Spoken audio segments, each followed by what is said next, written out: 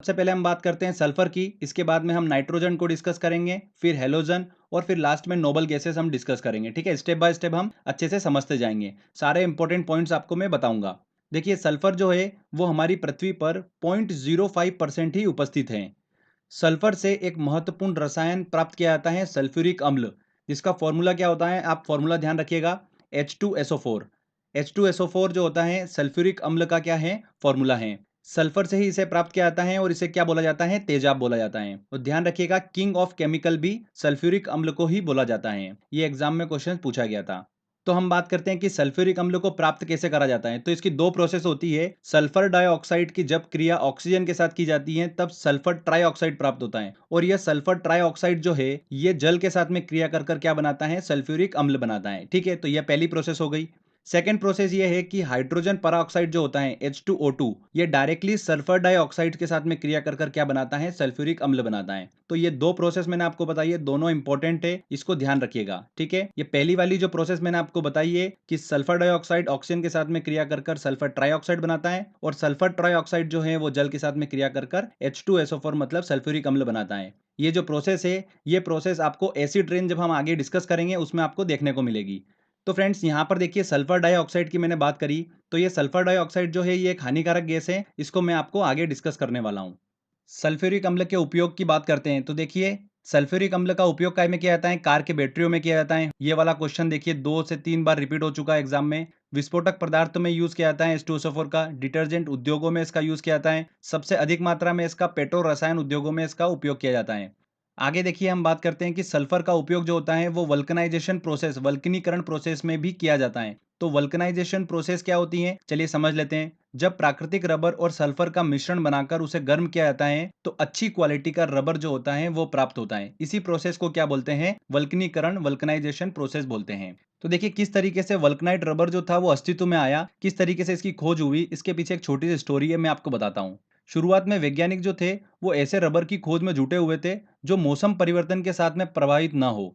तो एक वैज्ञानिक थे गुडियर, वो भी इसी खोज में जुटे हुए थे। तो वो प्राकृतिक रबर और सल्फर के मिश्रण के साथ में प्रयोग कर रहे थे। प्रयोग करते टाइम उनका मिश्रण जो था वो गर्म स्टोव पर गिर गया। गिरने के बाद में गुडियर को ऐसा लगा कि मिश्रण जो है वो पिघलने लगेगा, पर पिघलने की बजाय वो चमड़े जैसा सख्त हो गया। इसका लचीलापन भी बरकरार था। तो इस तरीके से वल्कनाइट रबर जो था वो अस्तित्व में आया। तो ये एक छोटी सी स्टोरी थी जो मैंने आपको बताई।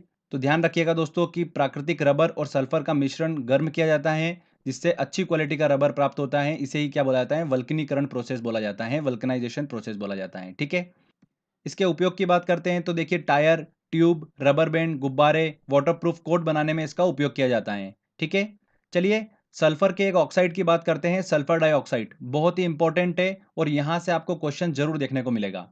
सल्फर डाइऑक्साइड जो होता है बहुत ही हानिकारक गैस है, और अम्ल वर्षा मतलब एसिड रेन के लिए ये रिस्पॉन्सिबल होती है। कौन सी, सल्फर डाइऑक्साइड।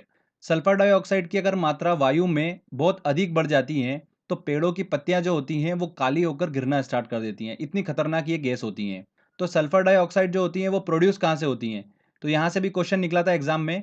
ध्यान रखिएगा, उद्योगों से निकलने वाले धुएं में सल्फर डाइऑक्साइड होती है अधिक मात्रा में। ज्वालामुखी से जो धुआं निकलता है उसमें सल्फर डाइऑक्साइड होती है। तो इस चीज को ध्यान रखिएगा, ये एग्जाम में पूछा गया था। क्योंकि सल्फर डाइऑक्साइड और नाइट्रोजन ऑक्साइड, तो ये दोनों जो होती हैं ये एसिड रेन के लिए रिस्पॉन्सिबल होती हैं। तो आगे हम जब नाइट्रोजन ऑक्साइड पढ़ेंगे उस समय मैं आपको अम्ल वर्षा मतलब एसिड रेन के बारे में अच्छे से समझाऊंगा। ठीक है, तो आगे देखिए हम बात करते हैं अब नाइट्रोजन की। नाइट्रोजन जो है वो आयतन के हिसाब से पृथ्वी पर 78% उपस्थित हैं। कितना परसेंट, 78% नाइट्रोजन उपस्थित हैं। और ऑक्सीजन की बात करें तो 21% जो है वो ऑक्सीजन उपस्थित हैं। नाइट्रोजन के 3 ऑक्साइड हमें बहुत ज़्यादा कंफ्यूज करते हैं। उन तीनों को मैं अच्छे से आपको समझाऊंगा, आपका कंफ्यूजन दूर हो जाएगा। कौन कौन से 3 ऑक्साइड हैं, देखिए NO, NO2 और N2O। NO को बोला जाता है नाइट्रिक ऑक्साइड, NO2 को बोला जाता है नाइट्रोजन डाइऑक्साइड, और N2O को बोला जाता है नाइट्रस ऑक्साइड। ठीक है, तो सबसे पहले देखिए हम नाइट्रिक ऑक्साइड और नाइट्रोजन डाइऑक्साइड को डिस्कस करते हैं। नाइट्रिक ऑक्साइड जो होता है वो स्मोक, धुंध के लिए रिस्पॉन्सिबल होता है। तो ये प्रोड्यूस कहाँ से होता है, तो वह क्षेत्र जहां पर पेट्रोल और डीजल वाहन अधिक मात्रा में चलते हैं, वहां पर अधिक मात्रा में धुंध और कोहरा देखने को मिलता है, क्योंकि ये वाहन जो होते हैं अधिक मात्रा में क्या प्रोड्यूस करते हैं, नाइट्रिक ऑक्साइड जो है, एनओ जो है वो प्रोड्यूस करते हैं। देखिए साथ में मैं आपको बता रहा हूँ, ये वाहन जो होते हैं ये सीओ मतलब कार्बन मोनोऑक्साइड भी प्रोड्यूस करते हैं। कार्बन मोनोऑक्साइड जो होता है ये कार्बन का एक ऑक्साइड है, ठीक है, बहुत ही हानिकारक है। सबसे ज्यादा वायु प्रदूषण जो करता है वो कौन करता है, कार्बन मोनोऑक्साइड करता है। वेरी वेरी इंपॉर्टेंट है, एग्जाम में बहुत क्वेश्चन पूछा जाता है, इसको ध्यान रखिएगा। श्वसन के साथ में ये कार्बन मोनोऑक्साइड हमारे शरीर में चला जाता है और रक्त में उपस्थित हीमोग्लोबिन के साथ में घुल जाता है और रक्त की ऑक्सीजन वहन क्षमता को क्या कर देता है, कम कर देता है, जिससे इंसान की मृत्यु भी हो सकती है। तो कार्बन मोनोऑक्साइड बहुत ज्यादा खतरनाक है। चलिए हम डिस्कस कर रहे थे नाइट्रिक ऑक्साइड को, तो चलिए इसको कंटिन्यू करते हैं। तो मैंने आपको बताया कि पेट्रोल और डीजल वाहन जो होते हैं अधिक मात्रा में क्या करते हैं, नाइट्रिक ऑक्साइड जो है वो प्रोड्यूस करते हैं। ये नाइट्रिक ऑक्साइड जो होता है वो सूर्य प्रकाश के साथ में क्रिया कर कर क्या बनाता है, NO2 बनाता है, नाइट्रोजन डाइऑक्साइड बनाता है। क्या बनाता है दोस्तों, नाइट्रोजन डाइऑक्साइड बनाता है। ये नाइट्रोजन डाइऑक्साइड जो होता है NO2, ये भूरे रंग का होता है। तो नाइट्रोजन डाइऑक्साइड के भूरे रंग के कारण ही भूरी धुंध हमको दिखाई देती है, भूरी स्मोक हमको दिखाई देती है, ठीक है। तो ये मैंने आपको नाइट्रिक ऑक्साइड और नाइट्रोजन डाइऑक्साइड का देखिए इंपॉर्टेंट पॉइंट्स बताए। देखिए फ्रेंड्स, ये जो नाइट्रोजन ऑक्साइड है, नाइट्रोजन ऑक्साइड की अगर बात कर रहा हूं तो इसमें NO, NO2 और N2O तीनों आ जाते हैं, ठीक है। तो ये नाइट्रोजन के ऑक्साइड हैं, ये एसिड रेन के लिए भी रिस्पॉन्सिबल होते हैं। तो मैंने आपको बताया था सल्फर हम डिस्कस कर रहे थे, उसमें सल्फर डाइऑक्साइड जो था वो एसिड रेन के लिए रिस्पॉन्सिबल होता है। वैसे ही नाइट्रोजन के ऑक्साइड जो हैं ये भी एसिड रेन के लिए रिस्पॉन्सिबल होते हैं। तो चलिए समझते हैं कि एसिड रेन जो होती है वो किस तरीके से होती है और किस तरीके से ये हमारे लिए हानिकारक है। एसिड रेन जो होती है, देखिए इंडस्ट्रीज से निकलने वाला जो धुआं होता है उसमें सल्फर डाइऑक्साइड होता है जो वायुमंडल में पहुंचता है, और डीजल पेट्रोल वाहन से निकलने वाले धुएं में नाइट्रोजन ऑक्साइड होता है, वो भी वायुमंडल में पहुंचता है। जब ये हानिकारक ऑक्साइड जो है वायुमंडल में पहुंचते हैं तो ये जल से क्रिया कर कर क्या बना लेते हैं, देखिए सल्फर डाइऑक्साइड जो होता है वो क्या बनाता है, सल्फ्यूरिक अम्ल बना लेता है। और नाइट्रोजन ऑक्साइड जो होते हैं वो जल के साथ में क्रिया कर कर क्या बना लेते हैं, नाइट्रिक अम्ल बना लेते हैं, ठीक है। तो जब ये अम्ल पृथ्वी पर वर्षा के रूप में गिरते हैं तो इसे ही क्या बोलते हैं, अम्ल वर्षा मतलब एसिड रेन बोलते हैं। तो सल्फर डाइऑक्साइड और नाइट्रोजन ऑक्साइड दोनों रिस्पॉन्सिबल होते हैं अम्ल वर्षा के लिए। इसमें अम्ल वर्षा में H2SO4 जो होता है वो अधिक मात्रा में होता है, सल्फ्यूरिक अम्ल जो होता है वो अधिक मात्रा में होता है। तो सल्फर डाइऑक्साइड और नाइट्रोजन ऑक्साइड ध्यान रखिएगा, बहुत ही ज्यादा इंपॉर्टेंट है और एग्जाम में क्वेश्चन पूछा जाता है। यहाँ से बात करते हैं कि एसिड रेन होती हैं वो किस तरीके से हानिकारक होती हैं। तो एसिड रेन जब होती हैं तो जलीय प्राणी जो होते हैं जैसे मछली वगैरह, उनकी मृत्यु हो जाती है। पेड़ पौधों की वृद्धि में भी रुकावट आ जाती है। तांबा सीसा जैसे खतरनाक तत्व जो होते हैं वो पानी में मिल जाते हैं, जो कि बहुत ही ज्यादा हानिकारक होते हैं। अम्ल वर्षा जो होती है वो मनुष्य को भी प्रभावित करती है, इससे स्टोन कैंसर होने के चांसेस होते हैं। तो इस तरीके से एसिड रेन जो होती हैं वो बहुत ज्यादा खतरनाक होती हैं, ठीक है फ्रेंड्स। तो इसको रोकने का सबसे अच्छा तरीका यही है कि पॉल्यूशन जो है वो कम से कम किया जाए, जिससे इससे बचा जा सके। तो ये मैंने आपको एसिड रेन के बारे में बताया, आई होप आपको समझ में आया होगा। आगे देखिए नाइट्रोजन के तीसरे ऑक्साइड की बात करते हैं हम, नाइट्रस ऑक्साइड। इसका फॉर्मूला होता है N2O। ध्यान रखिएगा, ये भी बहुत ही ज्यादा इंपॉर्टेंट है, एसएससी में क्वेश्चन पूछा गया था यहाँ से। इसे हाथ से गैस, लॉफिंग गैस भी बोलते हैं। इसे सूंघने पर क्या आती है, हंसी आ जाती है। नाइट्रस ऑक्साइड जो होती है वो डॉक्टरों द्वारा एनेस्थीसिया के रूप में उपयोग की जाने वाली गैस है। आगे देखिए नाइट्रोजन के उपयोग की बात करते हैं, यहाँ से भी एग्जाम में क्वेश्चंस देखे जाते हैं। बर्फ बनाने में, विस्फोटक पदार्थ बनाने में नाइट्रोजन का उपयोग किया जाता है। हेबर विधि में हमने पढ़ा था कि हाइड्रोजन नाइट्रोजन मिलकर किसका निर्माण करते हैं, अमोनिया का निर्माण करते हैं। चौथा इंपॉर्टेंट उपयोग देखिए इसका, कि नाइट्रोजन गैस की एक क्वालिटी होती है कि ये ठंडी गैस होती है और कम दबाव वाली गैस होती है। इसीलिए वायुयान के टायरों में इसका उपयोग किया जाता है, क्योंकि वायुयान जब भी लैंड करता है तो उसके टायरों का तापमान जो होता है बहुत ही उच्च हो जाता है और दबाव भी अधिक होता है। तो वायुयान के उतरते समय टायरों में विस्फोट होने की संभावना बहुत अधिक रहती है, तो विस्फोट ना हो इसीलिए नाइट्रोजन गैस का यूज किया जाता है। तो बहुत ही इंपॉर्टेंट उपयोग है इसका, ये वाला ध्यान रखिएगा। अगला उपयोग आता है नाइट्रोजन का, कि नाइट्रोजन पौधों की वृद्धि के लिए बहुत ही आवश्यक है। भूमि में नाइट्रोजन मिक्स होती है जो कि पौधों का विकास करती है। अगर ऐसी भूमि है जहां पर नाइट्रोजन की कमी है तो वहां पर पौधों का विकास कैसे होगा, तो वहां पर किस तरीके के पौधे पाए जाते हैं, कीटभक्षी नाम के पौधे पाए जाते हैं। ये कीटभक्षी पौधे जो होते हैं ये क्या करते हैं, कीटों को मारकर उनके शरीर से क्या करते हैं, नाइट्रोजन प्राप्त करते हैं। तो ये एग्जाम में 2 से 3 बार रिपीट हो चुका है। ध्यान रखिएगा कि ऐसी भूमि जहां पर नाइट्रोजन की कमी होती है वहां पर कौन से पौधे पाए जाते हैं, कीटभक्षी पौधे पाए जाते हैं, ठीक है फ्रेंड्स। ये भारत में कश्मीर, दार्जिलिंग क्षेत्र में पाए जाते हैं कीटभक्षी पौधे।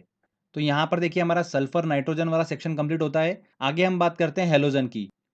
आवर्त सारणी के 17वें ग्रुप के एलिमेंट को क्या बोला गया है? हेलोजन बोला गया है। और इस ग्रुप के सभी तत्व जो हैं वो रंगीन यौगिक बनाने का काम करते हैं। ध्यान रखिएगा, रंगीन यौगिक बनाने का काम कौन करते हैं? हेलोजन करते हैं। इस ग्रुप के एलिमेंट की बात करते हैं तो फ्लोरीन, क्लोरीन, ब्रोमीन, आयोडीन इस ग्रुप के तत्व हैं। आगे एक पॉइंट सुनिएगा, बहुत इंपॉर्टेंट है। फ्लोरीन, क्लोरीन जो है वो हेलोजन समूह की गैसें हैं, जबकि आयोडीन एक नीले रंग का क्रिस्टलीय ठोस है और ब्रोमीन जो है वो द्रवित अवस्था में पाया जाता है।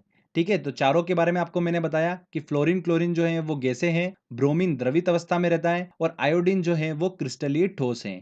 ठीक है, तो ये चारों दिमाग में रखिएगा, बहुत इंपॉर्टेंट है। हेलोजन के सभी तत्व जो होते हैं बहुत ही ज्यादा क्रियाशील होते हैं। सबसे ज्यादा जो क्रियाशील होता है वो कौन होता है? फ्लोरीन होता है। क्यों होता है? चलिए हम इसका शेल स्ट्रक्चर देख लेते हैं। तो देखिए, फ्लोरीन का जो एटॉमिक नंबर होता है वो होता है 9।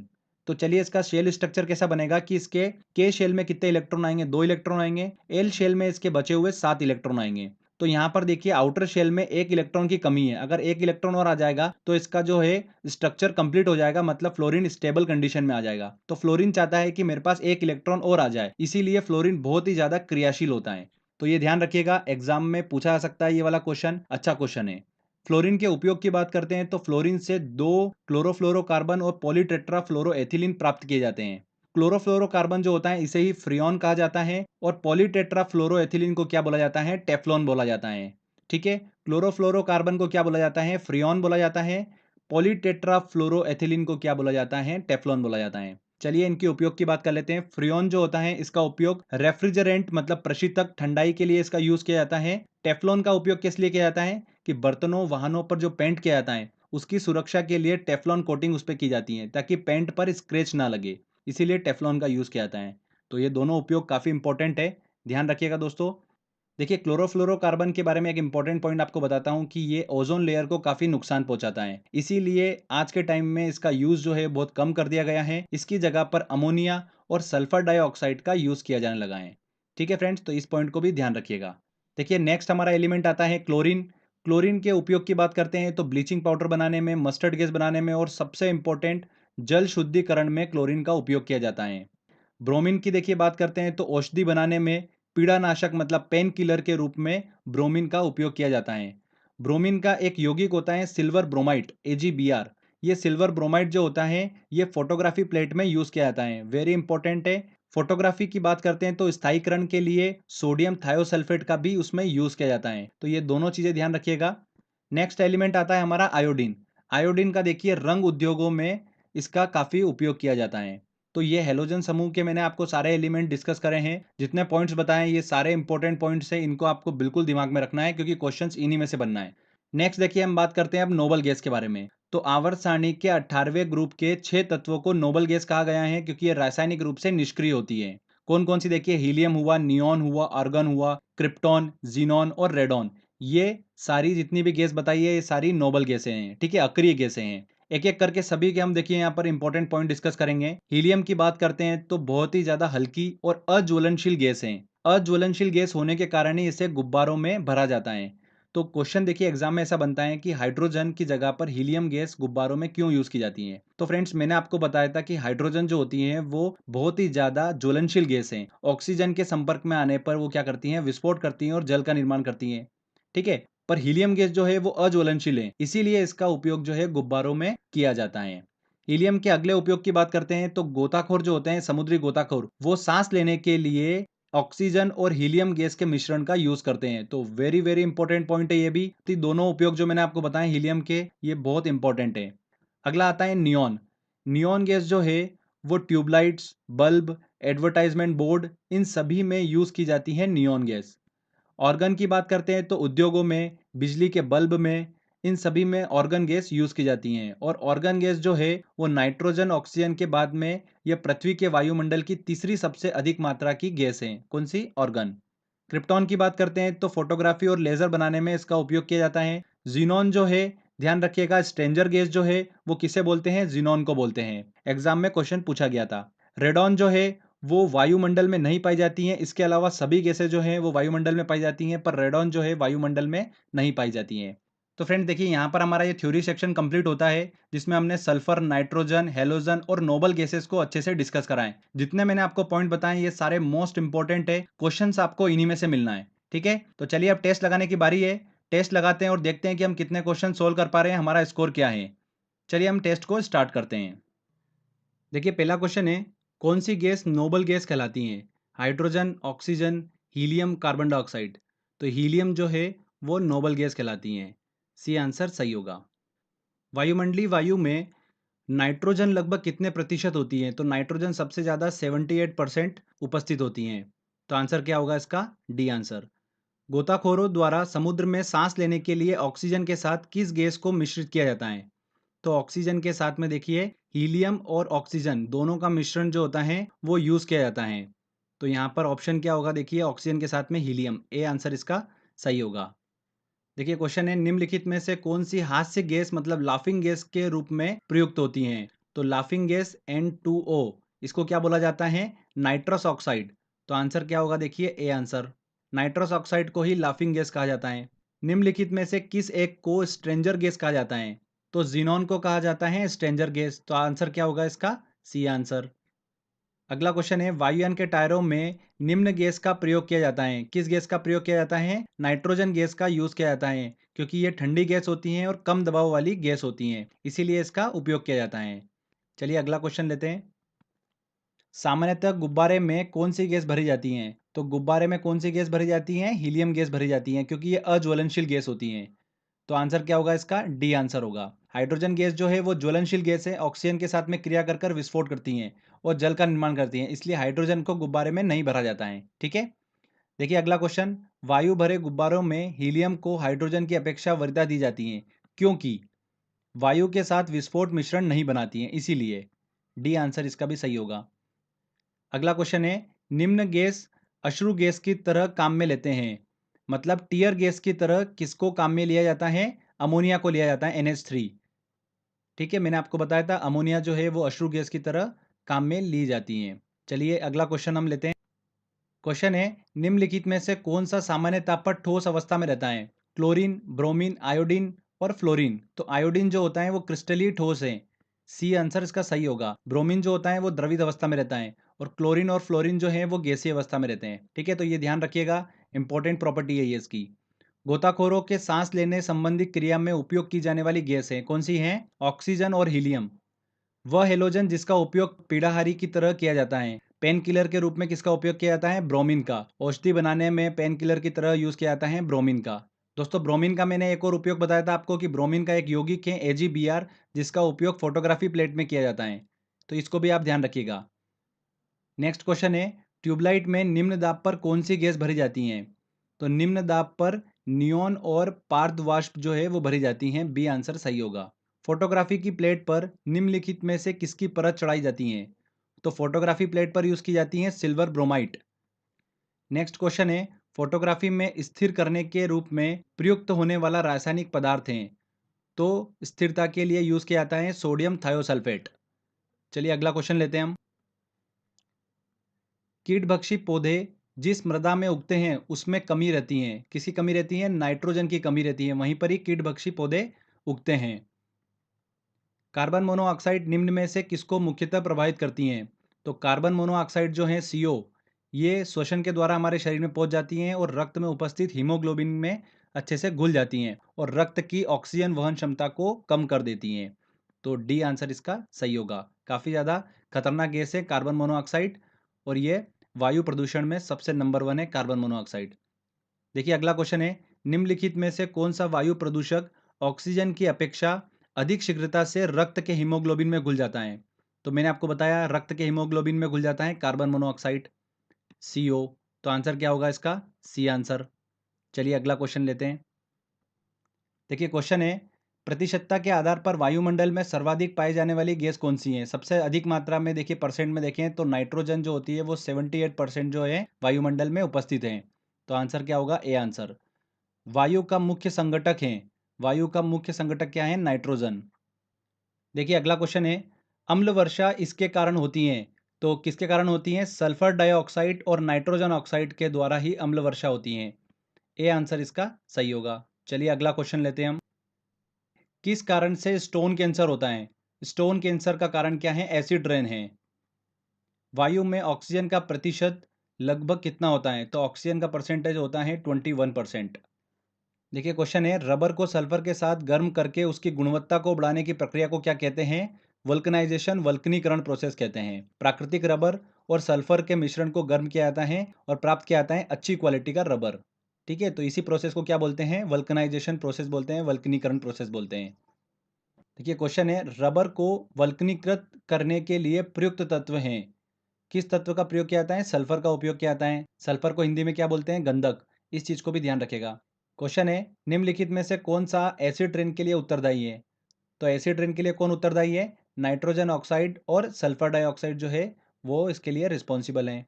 ज्वालामुखी पर्वतों से निम्नलिखित में से कौन सी गैस निकलती हैं? तो कौन सी गैस निकलती है? सल्फर डाइऑक्साइड जो है वो गैस निकलती है। डी आंसर इसका सही होगा। चलिए अगला क्वेश्चन लेते हैं। निम्नलिखित विद्युत अपघट्यों के विलयन में से किसको कार की बैटरी में प्रयोग किया जाता है? तो कार की बैटरी में प्रयोग किया जाता है सल्फ्यूरिक अम्ल, H2SO4। मैंने आपको बताया था। C answer. Very very important question है। देखिए ये 2015-16 में भी क्वेश्चन पूछा गया। बैटरियों में कौन सा एसिड संग्रहित होता है? कौन सा एसिड संग्रहित होता है? सल्फ्यूरिक अम्ल, सल्फ्यूरिक एसिड। ए आंसर इसका सही होगा। अम्लीय वर्षा मतलब एसिड रेन में निम्नलिखित में से क्या अधिकतम मात्रा में रहता है? तो H2SO4 जो होता है वो अधिक मात्रा में रहता है। C answer. चलिए नेक्स्ट क्वेश्चन लेते हैं। तरल अवस्था में पाई जाने वाली अधातु हैं। कौन सी देखिए अधातु? ब्रोमीन जो है वो तरल अवस्था में पाई जाती है। विज्ञापन, साइन बोर्ड और सजावटी बत्तियों में आमतौर पर प्रयुक्त होने वाली गैस कौन सी है? तो कौन सी गैस का यूज़ किया जाता है? नियॉन गैस का यूज़ किया जाता है। इनमें से कौन सी गैस है जो नोबल गैस नहीं है? हीलियम नोबल गैस है, नियॉन भी नोबल गैस है, जिनॉन भी नोबल गैस है, पर फ्रियॉन नहीं है। फ्रियॉन किसे बोलते हैं? देखिए क्लोरोफ्लोरोकार्बन को ही फ्रियॉन कहा जाता है। तो फ्रियॉन जो है वो नोबल गैस नहीं है। तो आंसर क्या होगा इसका? C answer.